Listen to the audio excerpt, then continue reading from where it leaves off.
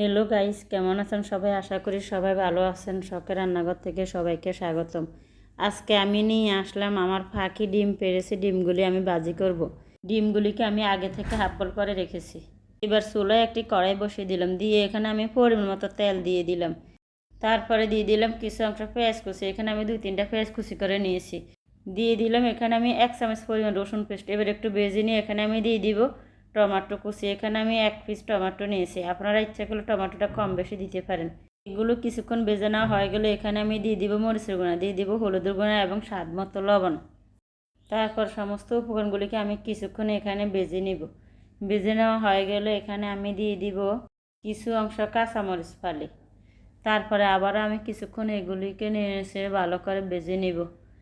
আমার কাছে যে কোনো মশলা যখন প্রথম দিই তখন ভালো করে কষে নিলে আমার কাছে ভালো লাগে, কারণ এতে হলুদের গন্ধ থাকে না, মশলাগুলিও পরিপূর্ণভাবে সিদ্ধ হয়ে যায় ভাজির মধ্যেই।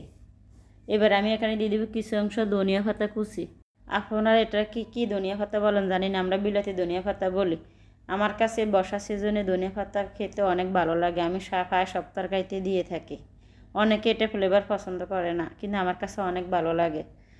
তো এবার নিয়ে এসে আমি এগুলিকে কিছুক্ষণ রান্না করে নিব। একবার মিশা পর্যন্ত আমি অপেক্ষা করব। এবার আমি ভেজে রাখা ডিমগুলি এক এক করে দিয়ে দিব। দেখুন আমি ফাঁকির ডিমগুলিকে হাফ বয়েল করে নিয়েছি কত সুন্দর করে।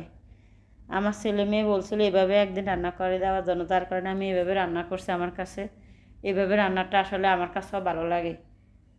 সিদ্ধ করে খাওয়া আমার কাছে ডিম অত আমার পছন্দ না, আমার মেয়ে অত পছন্দ করে না। তারপরে কী করবো, অনেক সময় বাধ্য হয়ে খেতে হয়। এবার এখানে সামান্য পরিমাণ পানি দিব, যাতে করে ডিমের সাথে মশলাগুলি ভালো করে মিক্স হয়। সুন্দর লাগছে ডিমগুলি, তাই না? ছোটো ছোটো ফাঁকির ডিম।